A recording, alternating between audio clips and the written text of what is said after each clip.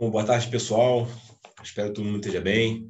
Então, atendendo aí a pedidos e tentando ajudar aí o pessoal dentro daquela ideia sempre de contribuir aí com o que a gente sabe, né? Eu vou apenas... A ideia é fazer um vídeo bem rápido em que a gente tem aí uma noção, né, de como vai vir a prova, né? Pelo menos assim, um palpite meu, né? E, enfim, a melhor forma que nós temos de tentar fazer a prova e tirar uma boa nota, né? Então eu preparei aqui um roteiro para fazer esse vídeo e depois eu também vou disponibilizá-lo no grupo da turma, de forma também a facilitar o estudo de todo mundo. Tá? Então a ideia aqui é simplesmente, no primeiro momento do vídeo, dar uma passada em alguns pontos que eu julgo interessantes e depois, e aí eu vou falando certos conceitos da prova que eu acho que, né, em cima do que falaram, né, que eu acho que são importantes, alguns palpites meus. Tá? E ao final eu faço uma segunda parte bem rapidinha, eu faço uma revisão geral, tá? E eu acho que com isso a gente fica já em condições aí de estudar com foco para a prova. Então, só uma ideia rápida aqui, que esse vídeo não é uma solução milagrosa para todos os problemas. Né? A ideia do vídeo é que nós possamos ter um norte e facilitar com isso o estudo de todo mundo, tá? Inclusive o meu. Tá? Então, inicialmente, eu anotei algumas coisas aqui que vale a pena a gente compreender. Né? Na hora de a gente responder a prova, é muito importante que nós tenhamos coerência do nosso raciocínio, né, encadeamento do que nós estamos escrevendo, do que nós estamos pensando, do que está sendo proposto, e também a questão doutrinária, ou seja, os conceitos advindos do MD30, tá? Que é a principal doutrina a respeito de planejamento conjunto. E aí é muito importante que a gente tenha em mente que todo plano ele é flexível, coerente e lógico. Tá? Então essas três palavras são muito importantes aí para que a gente possa fazer uma boa prova. Não existe certo e errado nas questões, é uma prova analítica, então assim, se houver uma coerência no que está sendo respondido, existem grandes chances de que o resultado seja satisfatório. Tá? Então vamos lá. Eu vou primeiro falar alguns insights aqui, depois eu vou começar a discorrer acerca de cada questão. Tá? Então, primeiro, o diagrama de relações. É muito importante entender o que tem além do diagrama de relações. Tá? Não é só nós olharmos os atores e aí, a partir dos atores, identificarmos ali o que é antagonismo, o que é influência, o que é alinhamento. Tá? A gente tem que ir mais além. A gente tem que entender o que está em jogo naquele relacionamento. Então, para isso, antes de sair respondendo as questões da prova, eu sugiro dar uma lida no que está sendo proposto no problema. Eles provavelmente devem passar algum extrato da DPED, da DMED, do PECFA ou de algum outro documento de mais alto nível que vai servir de norte para a confecção da questão e da resposta. Tá? Então, é importante nós entendermos essa ideia, porque em cima disso nós vamos ter uma melhor identificação do que está acontecendo em termos de situação atual e, a partir disso, vamos poder identificar a situação desejada, que é como nós queremos que aquela situação venha a aparecer, a acontecer, e esse ato entre a situação atual e a desejada é a composição do nosso problema.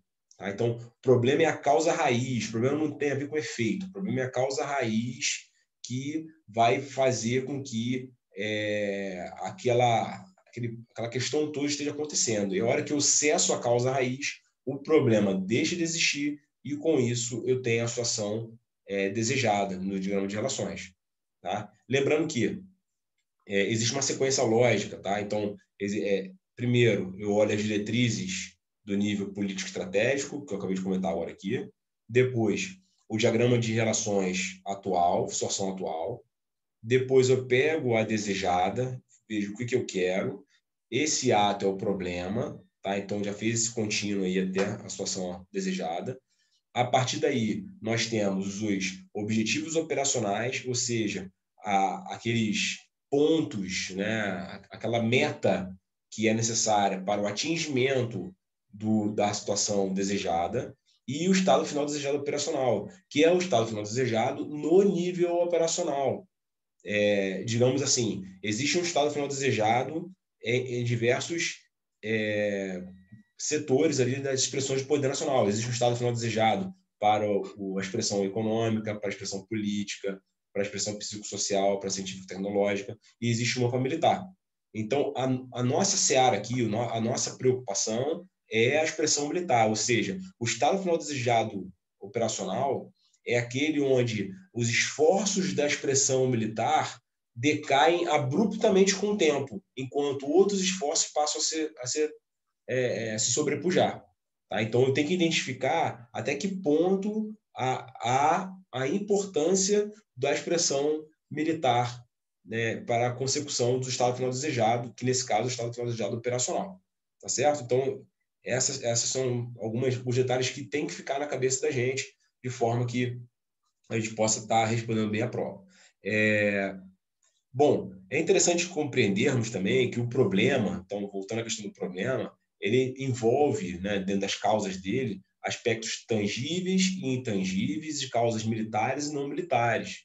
Tá? Então, vai ter coisa ali no diagrama de relações que não necessariamente está diretamente associada à questão militar, mas existe uma influenciação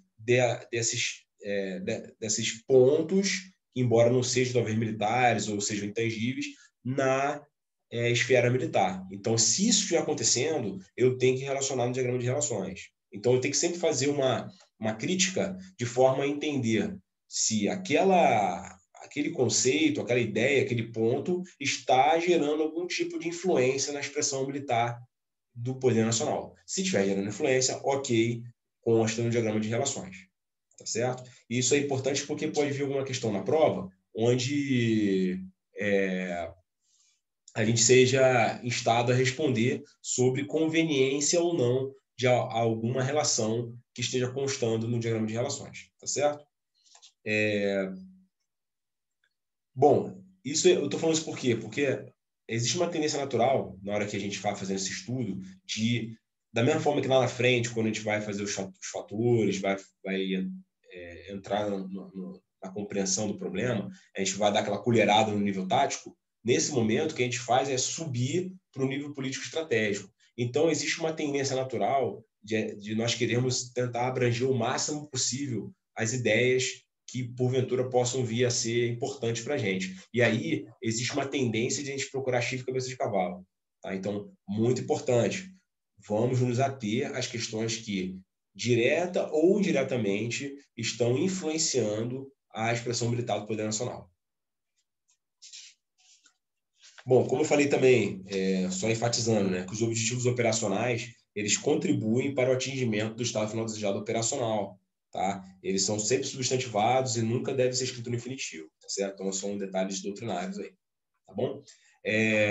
Bom, começando agora a falar um pouquinho sobre cada questão. Então, a primeira questão é o diagrama de relações. Tá ligado ali à área 3, tá? Provavelmente a área 3. E aí, como eu falei, né? A primeira coisa que nós temos que fazer é entender o problema. Nós temos que analisar o que está em cima. Não posso sair escrevendo, não posso sair tentando já estabelecer os relacionamentos ou tentar explicar alguma coisa do diagrama de relações se eu ainda não entendi o que existe sobrejacente a isso, né? O que está envolto a isso, circunscrevendo a ideia. Então, eu preciso primeiro verificar o que está acontecendo no nível político-estratégico, de forma a me conferir uma visão mais holística do que está acontecendo. Depois de entendido isso, né, com ter olhado DPEG, DMED, né, PECFA, tudo isso, eu vou tentar entender a relação que existe entre os objetivos estratégicos e o estado final desejado estratégico e a contribuição da expressão militar do poder nacional. Tá? Então, eu vou olhar no PECFA, está relacionado os objetivos estratégicos e também o estado final desejado estratégico. Vamos lá. O que a seara militar tem a ver com isso? Aí começa a entrar no meu problema. Tá? Então, toda vez que algo influencia direto ou indiretamente a expressão militar vindo de cima, isso passa a ser meu problema e eu vou ter que planejar alguma coisa em cima disso. Tá? E eu vou parar a minha análise no momento em que eu estiver vendo que estou atingindo o estado final desejado operacional. E a partir daquele momento, os esforços de outras expressões passam a ser maiores do que o militar. Bom, então, alguns palpites meus para a questão da prova que eu acho que pode acontecer. Mudança da condição de neutralidade de algum estado, tá? Principalmente aqueles limítrofes de vermelho e de azul, isso vale para ambos os partidos, né? Ano passado, eu sei que houve uma questão onde marrom quebrou a neutralidade, se alinhou com o vermelho, e isso gera alguns problemas que têm que ser decompostos no diagrama de relações, situação atual, situação desejada, problema que muda também, né? Vai implicar em alterações no objetivo dos objetivos operacionais, alterações no estado final desejado operacional. Tá? Então, uma pequena alteração gera modificação em tudo. Então, é importante a gente entender essa reação em cadeia, tá, pessoal? Uma pequena alteração de um detalhezinho da análise que foi feita anteriormente vai fazer com que eu tenha que voltar no início, voltar 3, 4 casas e refazer o meu planejamento de forma a ver quais são as diferenças que eu tenho que estar estabelecendo. Tá? Nesse caso, por exemplo, se marrom se alinhar a vermelho, nós vamos ver uma possibilidade maior, por exemplo, de utilização do território de marrom para poder fazer o envolvimento e atingir o flanco do território azul. Tá? Então, a gente vê alguns detalhes interessantes aí. Bom, mudança com relação à parcela marítima do TO, tá? Modificando a questão do recebimento de PROD também, tá? Tanto entre o OGAL e vermelho, quanto entre TEPAC e azul. Ou seja, se houver alguma alteração nesse sentido, o caderno ele foi muito claro com relação aos aspectos estratégicos do PROD, tanto para azul quanto para vermelho. Então, eu acho que pode ter uma questão associada a isso. Tá?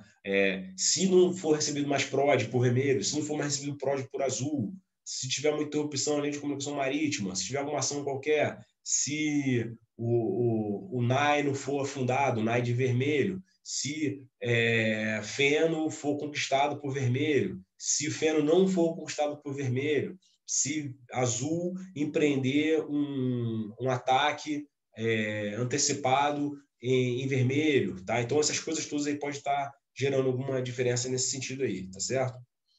Outra questão que eu relacionei aqui é o rompimento antecipado do ultimato, tá? Quebrando a resolução 234 da OAI, tá? Por parte de vermelho. Se esse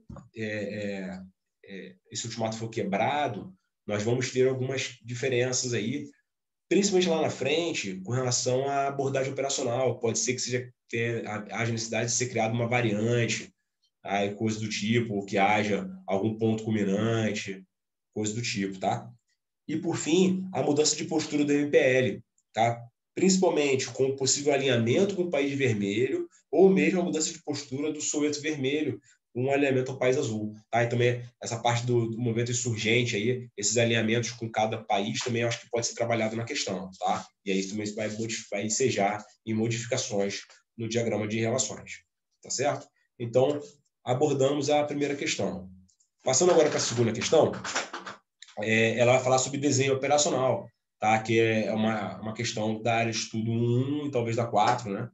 Então, é importante ter em mente que o desenho operacional, né, naquela ideia da abordagem operacional, ela compreende, né, é o apogeu ali da parte da arte do planejamento operacional. Assim como, por exemplo, o fator de força e fraqueza é o apogeu da parte mais de ciência, né, mais cientificista do planejamento, a abordagem operacional e a confecção completa do desenho operacional é o filé mignon da parte da arte na abordagem operacional. Tá? Então, é importante ter isso em mente. Tá? Aí, tendo isso em mente, o fluxo que eu falei, ele passa a fazer muito sentido. Né? Situação atual, situação desejada, problema, objetivos operacionais, estado final desejado operacional. Esse contínuo tem que estar na cabeça dos senhores aí para facilitar ali o processo de análise e do estabelecimento de conclusões em cima dos assuntos aí que vão ser tratados na prova. Uma outra coisa que eu imagino também que vai acontecer é que, tirando a primeira questão, que pode ser que não tenha muita relação com o restante, eu acho que a segunda, a terceira e a quarta questão vão estar meio que encadeados uma na outra, tendo como aspectos comuns as diretrizes políticas estratégicas, né, DPED, DMED, PECFA, e também um detalhe importante que é a intenção do comandante. Tá? Então, eu também acho que vai ser algo comum. E é interessante percebermos que a intenção do comandante, ela fala o que será feito, enquanto a linha de ação fala como será feito. Eu não acredito que vai ser abordado nada de linha de ação na prova, eu acho que não tem tempo para isso, mas intenção do comandante eu acho bem plausível de ser cobrado na prova. E é da intenção do comandante que nós vamos extrair algumas informações importantes, como, por exemplo, os princípios de guerra que estão sendo priorizados pelo comandante, alguma visualização de centros de gravidade, como é que está o balanceamento de forças entre a força própria e o oponente. Tá? Todas essas informações é possível que sejam extraídas da intenção do comandante, tá certo? Bom, uma coisa interessante é que os objetivos, quando forem traçados, de forma a gente preparar o desenho operacional, eles devem ser convergentes, tá? Então, eles privilegiam a coordenação das forças componentes e também a unidade de esforços, além de permitirem um adequado alinhamento com os níveis políticos estratégicos. Então, na hora que eu preparo o meu desenho, eu tenho que verificar aquilo que eu falei da coerência, tá? Então, o que eu estou traçando em termos de desenho operacional tem que estar convenientemente congruente com o que foi abordado anteriormente nos documentos políticos e estratégicos. Tá? Então, essa é uma boa forma de nós vermos se eu estou sendo coerente e lógico na confecção da resposta da minha questão. Tá certo?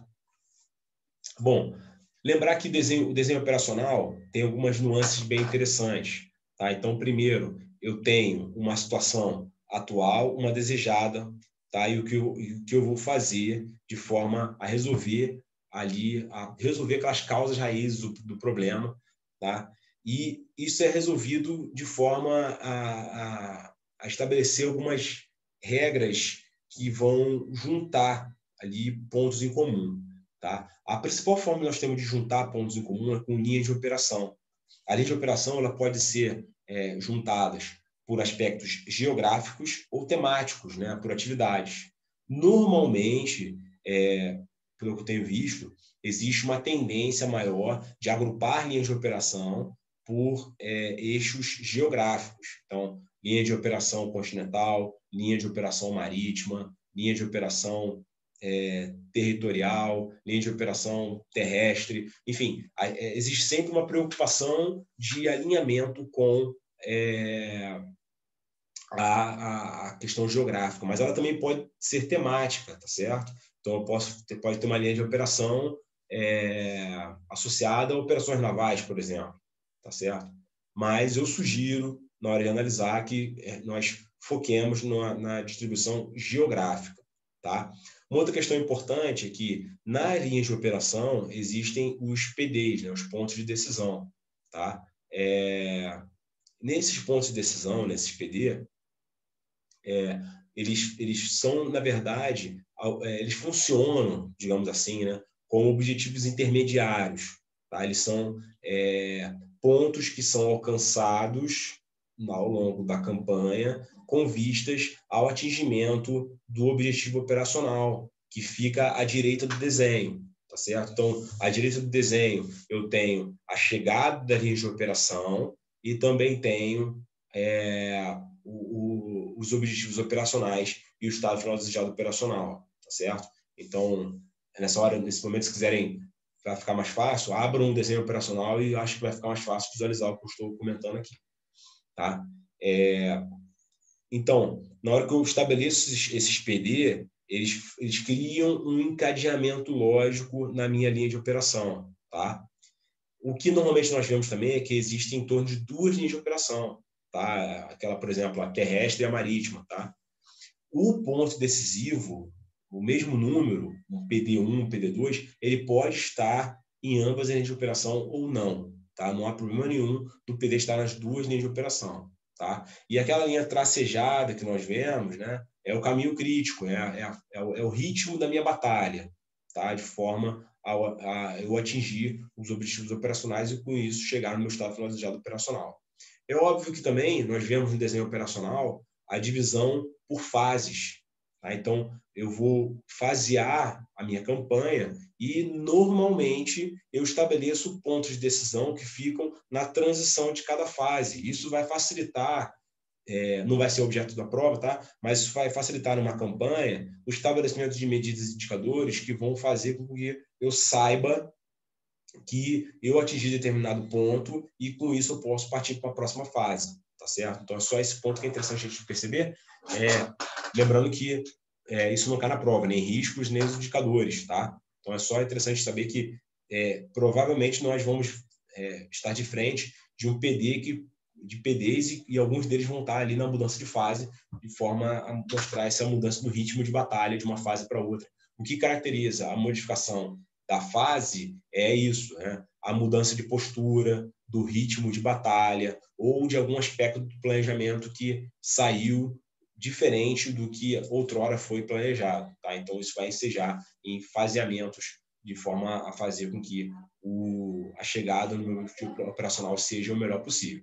Eu vou abordar isso mais na frente na terceira questão, mas também não é problema nenhum o estabelecimento de centros de gravidade por fases, tá? De forma a facilitar também o atingimento do meu estado finalizado operacional. Então, eu posso ter o meu desenho operacional, centros de gravidade por fases, ao final de cada fase, ou eu posso ter centros de gravidade ao final do desenho, à direita do desenho operacional, tá? Ao final da minha consecução da minha campanha, tá? Então, existem essas duas formas de fazermos também o desenho, tá certo?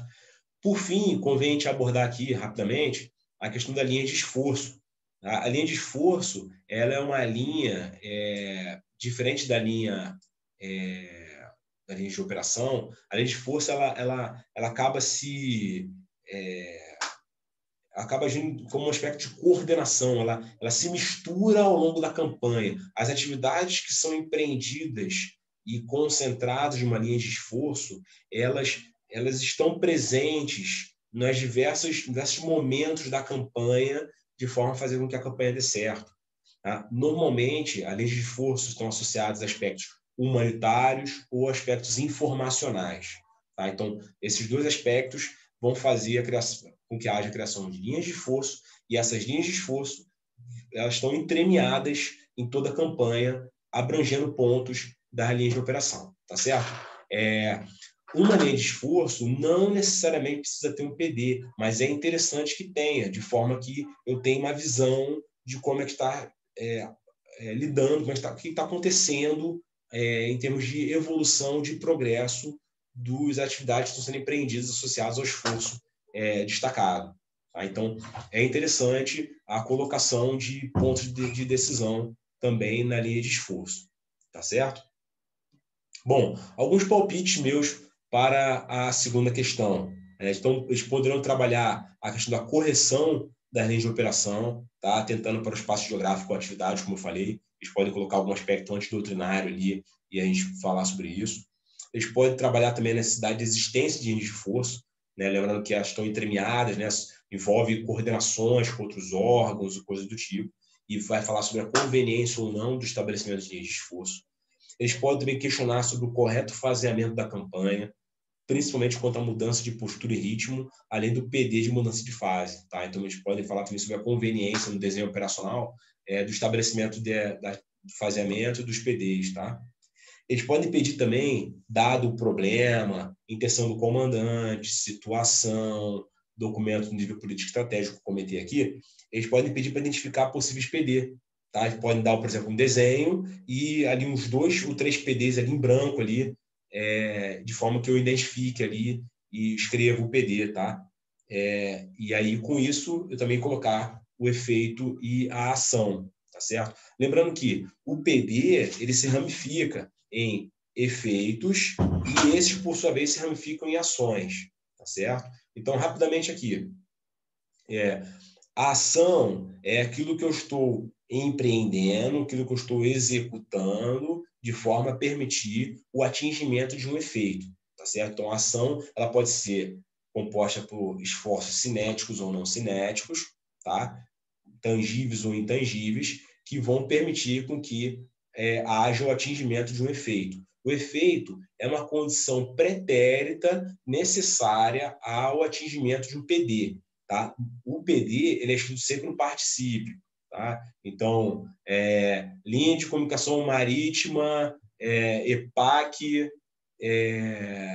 azul degradada. Tá certo? Então, é sempre escrito dessa forma, tá bom? Então, existe uma forma de escrever e pode ser, inclusive, trabalhado na prova a correta escrita do PD, tá certo? Bom, eles podem também, lembrando a questão anterior, né? Além do que já, a questão anterior que eu falei de diagrama de relações, se houver algum encadeamento, né? Eles podem falar sobre a mudança no desenho operacional baseado na modificação que houve anteriormente. Então, baseado nessa modificação, o que houve de modificação no desenho operacional? Vai ter um novo PD? Vai ter novos efeitos, ações? O que vai mudar nos objetivos operacionais? No estado final desejado operacional? No ritmo da campanha? No faseamento? Quais são as modificações que vamos ter no desenho? Tá certo? Então, são algumas coisas que eu vislumbro aqui que pode estar acontecendo também em relação a isso, tá? Essa questão, por exemplo, que eu falei de marrom, rompendo a condição de neutralidade, vai fazer com que você tenha um PD relacionado a vulnerabilidades críticas, fatores de fraqueza, tá? Afetos a marrom, que vão precisar ser atingidas, exploradas, de forma a fazer com que eu chegue numa situação favorável para a resolução do problema. Tá certo, pessoal? Bom, passando agora para a terceira questão, que eu acho que muito provavelmente deve ser a questão mais difícil da prova, na minha opinião. Tá? Lembrando que tudo é palpite meu, tá, pessoal? É a questão do centro de gravidade. Por quê? Porque centro de gravidade é um assunto polêmico. Nós sabemos que até a própria SIDOC não chegou em conclusões de forma a uniformizar o pensamento, o alinhamento, o estudo em relação a isso. Então, a gente sabe que existem algumas questões a serem resolvidas. Então, por isso eu acho que é bem plausível que essa questão de CG seja a questão mais difícil da prova. Tá certo? Mas eu vou falar algumas coisas aqui que eu acho que vão dar munição para que a gente consiga fazer ali, pelo menos o mínimo ali, escrever o ideal ali para conseguirmos tirar coisas boas aí para a prova. Muito bem.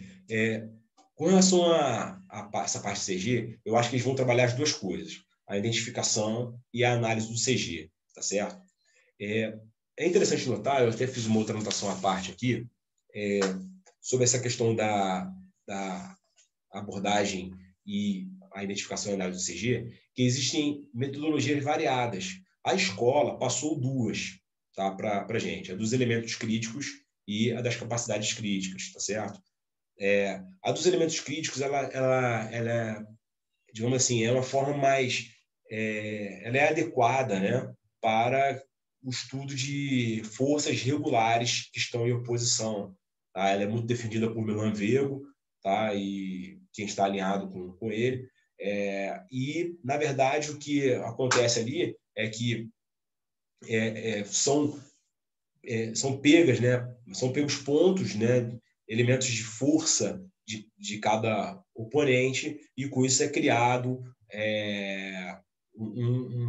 um jeito de identificação do CG em cima de pontos fortes de cada força, tá certo? Vego ele comenta que o CG ele é o ponto de maior força existente no sistema, e que a sua submersão faz com que haja a derrota do oponente, ou a minha derrota. Tá? É uma abordagem um pouco diferente do de Elkmeier, que eu vou falar daqui a pouco nas capacidades críticas, tá certo? Muito bem. O que eu percebi ao longo aí, desde a Orion, passando pela Magid e chegando agora aqui na Azuver? A escola não tem muita ligação, não age tanto em termos de a procura do CG pelo método dos elementos críticos, e sim das capacidades críticas. Por quê? Porque o método das capacidades críticas ele também trabalha com forças irregulares, né? Uma guerra híbrida. nós notamos, né, em todos os exercícios a existência de forças irregulares, tá certo? Então, isso vai nos levar a um processo de identificação e análise do CG, né, utilizando a metodologia do Dale Eckmeyer, né, que são as capacidades críticas. Tá? Então, eu acho que, para a prova, o meu palpite é que os senhores usem o método das capacidades críticas. Tá? Então, sugiro a utilização desse método. Tá certo, pessoal? Bom, para Eichmeier, né, que criou a metodologia das capacidades críticas, o CG é a entidade primária que possui a capacidade inerente de atingir o objetivo. Repare que é um pouco diferente da visão do Weber, tá? Então, ele tá mais focado no atingimento do objetivo, tá certo? E essa diferença, ela se torna flagrante na forma como nós fazemos para identificar o CG. Por quê? Porque entra naquela ideia dos end means ways, né? Então, primeiro eu boto os ends, né, que são os meus objetivos, o que eu estou querendo. Depois eu coloco os ways, né, que são as capacidades inerentes às forças que eu tenho. Depois eu tenho os meios. E aqui nesse ponto, você também tem um RC, mas esse RC não é requisito crítico. Esse RC é de recurso crítico, tá certo? Não confundir, tá, pessoal? O requisito crítico é depois, na hora que eu estou fazendo a análise do CG. Tá? Nesse momento da análise, é o recurso crítico, tá? Associado à minha capacidade crítica, tá certo? E esse recurso crítico está entrando já para a seara dos means, ou seja, eu estou percorrendo ends, ways, means, tá certo? E a partir daí, eu começo a associar os esforços de cada meio para o atingimento do objetivo. Os maiores esforços vão me levar ao meu CG, tá certo? Então, nesse ponto, o CG ele é uma entidade física, tá, materializada, que está tendo inerentemente a capacidade de atingir o objetivo. Tá? Um parênteses aqui, pessoal. Nível operacional, não há a identificação de CG intangível, tá? Não material. Isso está já no nível político-estratégico. Então, por exemplo, se cair na prova alguma coisa associada à liderança do movimento tal como CG, está errado. Tá? No nível operacional, sempre o CG está ligado a um ente material, sendo ele o doer, tá? O fazedor. Então, normalmente é alguma força, tá? É uma força terrestre, é uma força aeronaval, uma força aérea, assim, é uma força, é um doer, tá certo? É o braço armado de um movimento, é a força de guerrilha. Nesse caso, a gente foi mais além, no caso agora do MPL, por exemplo, nós sabemos que uma força de irregular, existe ali o braço, né, em termos de braços, né? A gente tem as forças submersas, né, as subterrâneas, né, e temos a de guerrilha, tá certo? Então, assim, nós vemos que, nesse caso, a atuação da força de guerrilha do braço armado do MPL pode ser caracterizado como um CG, tá certo? Então, é sempre assim, pessoal, é sempre um ente físico, tá? Eu acho que isso vai ser bem trabalhado na prova. Eles vão colocar, de forma a provocar em nós um erro doutrinário ao pontuarmos um CG no nível operacional que não seja físico, tá certo? Então, fechado esse parênteses, é interessante lembrar que existem sempre 3 dimensões de análise em cada caso, tá? Então, na hora que eu for analisar o CG, da mesma forma que eu também analisei, isso é até uma coisa que vale para a prova inteira, tá, pessoal? Eu sempre tenho que ter noção que existem 3 ambientes, né? 3 ambiências de análise, tá certo? Uma física, uma humana e uma informacional, tá? Então, eu tenho que tentar entender como é que essas três ambiências se interrelacionam e, a partir daí, traçar minhas conclusões, tá certo? Então, isso é algo muito importante, porque lá na frente, não deve ser objeto da prova, mas lá na frente é fundamental esse tipo de coisa para poder ser estabelecido a linha de ação, tá certo? Então, muito bem, pessoal. Falamos, então, da terceira questão. Tem umas coisas aqui também que eu coloquei aqui. Não, desculpe. Agora eu só vou para meus palpites. Então, meus palpites para a terceira questão, tá? Por exemplo, algumas coisas polêmicas do tipo colocar CG faseado ou não, é correto? Explique. É correto, dependendo da maneira como está sendo desencadeada a campanha, faz-se necessário o faseamento da campanha e o estabelecimento de CGs por fase, para que com isso o ritmo seja bem estabelecido, bem coordenado, tá certo? Outra coisa, por exemplo, se a gente concorda ou não com o estabelecimento da FAQ como um nosso CG, tá? E explicar por quê. Dependendo, a FAQ ela pode ser um duer sim, tá? Não tem problema nenhum, contanto que eu saiba justificar bem e que ela seja de fato fazedora, ela não esteja apoiando. O que acontece normalmente é que a Força Aérea ela está provendo algum apoio, tá? Então eu tenho que tomar muito cuidado com isso, tá, pessoal? Se ela está provendo algum apoio, ela não pode ser CG, tá? CG não vem a prover apoio para ninguém. O CG é o fazedor, ele está no topo da cadeia alimentar, tá? Então, CG nunca apoia, tá certo? CG é um doer, CG é um fazedor, tá? Mas pode sim, tá? Desde que ela esteja executando ali a tarefa de fazedor, tá certo? Algumas coisas também relacionadas à FTC, como, por exemplo, se houver algum esforço da FTC com um grupamento operativo de fuzileiros navais, está correto relacionar como CG só FTC?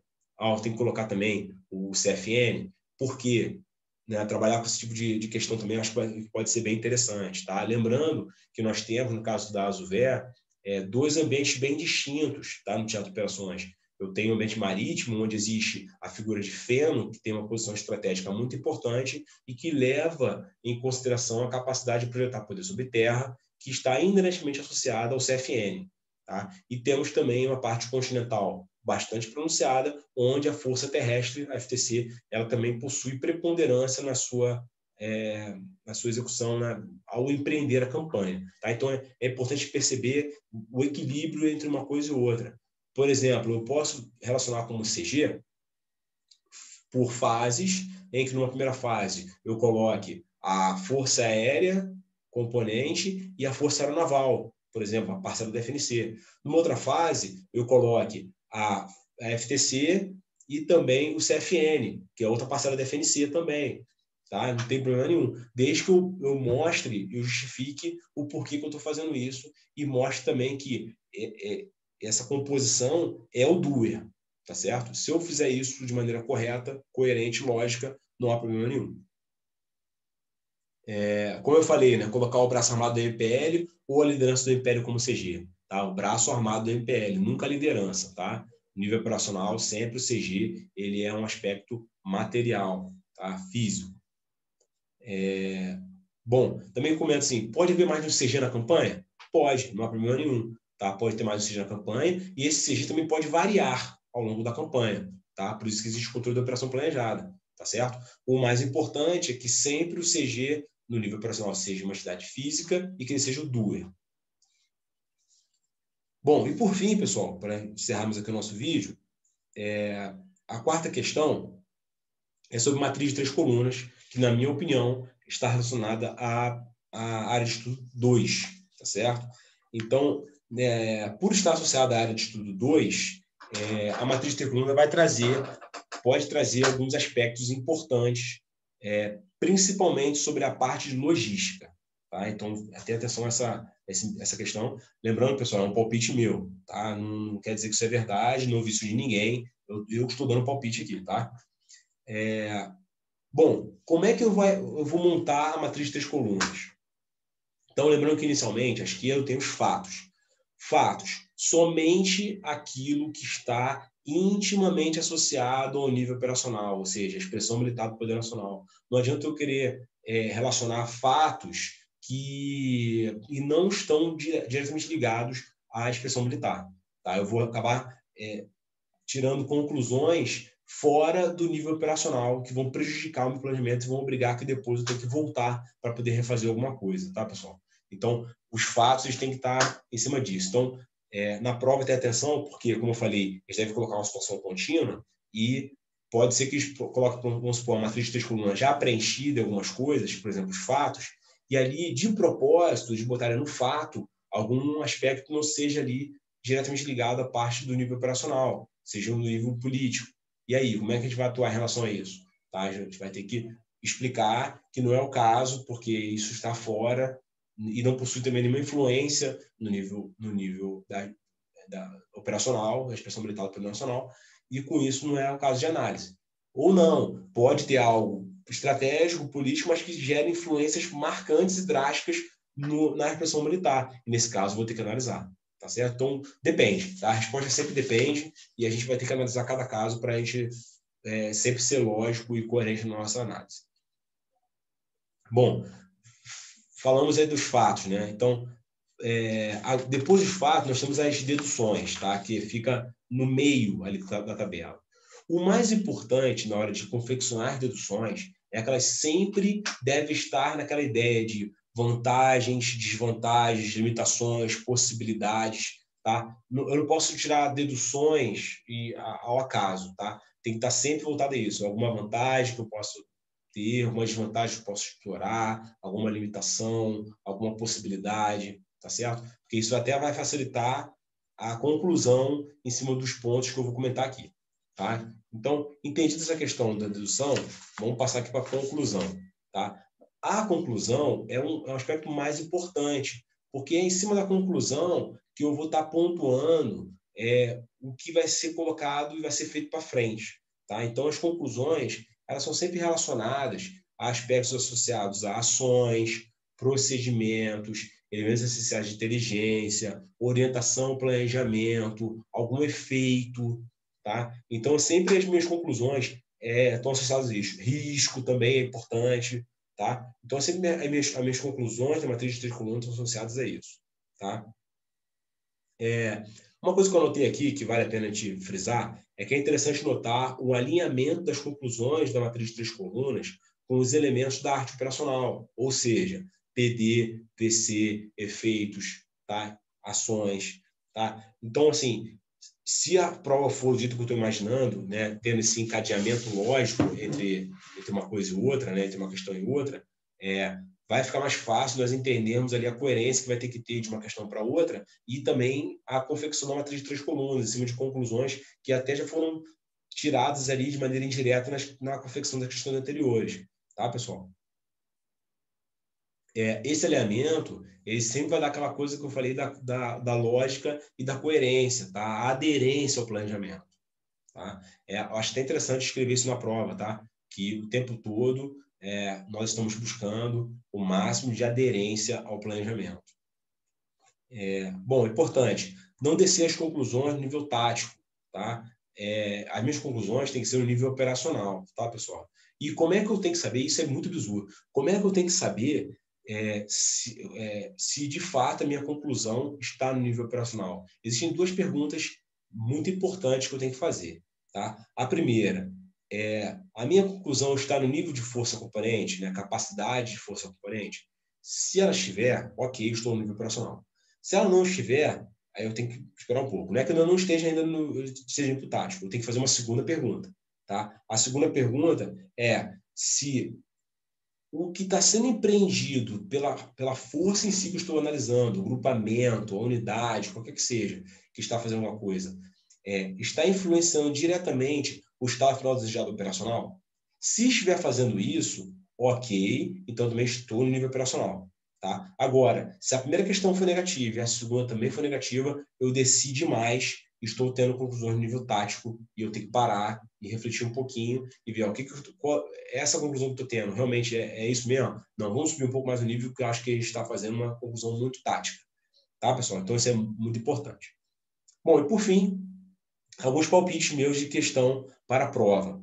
Tá? Então, como eu falei, deve ser algo sobre logística, né, em especial sobre elementos iniciais que permitam a conclusão preliminar sobre a praticabilidade, tá? Ou adequação inicial à própria força. Tá? Então, acho que pode ser uma coisa desse tipo assim. Eu acho bem plausível que seja algo desse tipo. Pode haver algo sobre operações de informação também. Eu acho que também por ser um assunto novo, tá? Então pode vir alguma coisa de operação de informação, tá? Com conclusões sobre efeitos não cinéticos, tá? Alinhados com as questões anteriores. Então essa parte de operação de informação pode estar associado também aqui. E pode vir uma matriz já preenchida, como eu falei, né? E vai pedir para que a gente se posicione em relação à correção da redação de fatos, deduções e conclusões, dentro das boas práticas, dentro da doutrina, tá? E aí sempre justificando nossa resposta de acordo com o que está previsto no planejamento e também na doutrina, tá? Então, eu acho também uma possível questão de prova, uma desse padrão aí. Tá bom, pessoal? Bom, com isso eu encerro o vídeo. Eu espero ter conseguido dar um direcionamento de como eu enxergo que vai ser a prova para os senhores. Eu quero me colocar à disposição durante a semana, se alguém precisar de alguma ajuda e que eu esteja no meu nível, que dê para eu ajudar, eu me coloco à disposição para ajudar. Tá bom, pessoal? Muito obrigado e tudo de bom.